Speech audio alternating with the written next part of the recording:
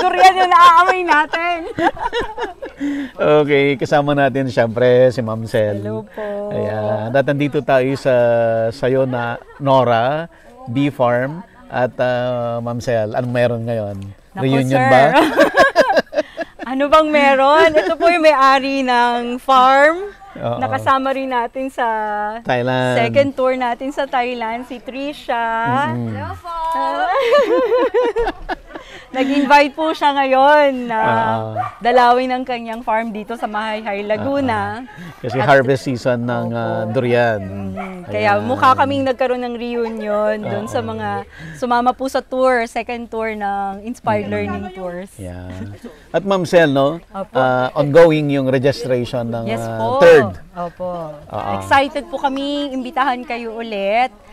Yung aming pong pangatlong tour, we call it the Thai Farm and Agri-Tech Tour. So marami Agri-Tech. po, marami po kasi kaming na-receive na request na technology naman, agricultural technology naman yung focus ng tour. So nakakuha po kami ng slot sa Kubota Farm.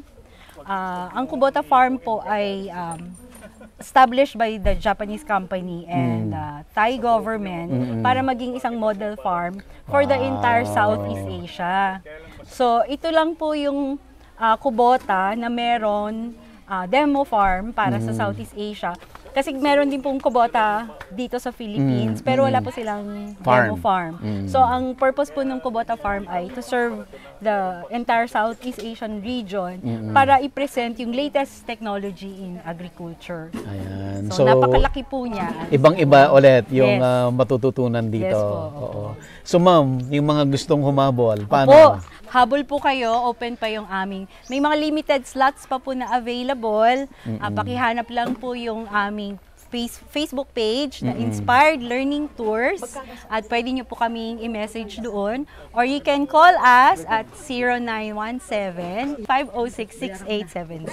Ayan. Yun. Ilang kilo So, I'm sure maraming silang matutunan dyan, Ma'am Sel. Kaya lang sir, hinahanap ka nila. Hindi, susunod po. Yung susunod pong tour kasama ulit si sir. Opo, Medyo opo. busy na ang ating leading influencer Oy, naku in naman. agriculture. Alright, Sana thank po you. makasama po kayo. Ayan. Thank Ma'am you, Sel. Sir Buddy. Okay. Thank you po. Naubos na. Sana tama yung number ko.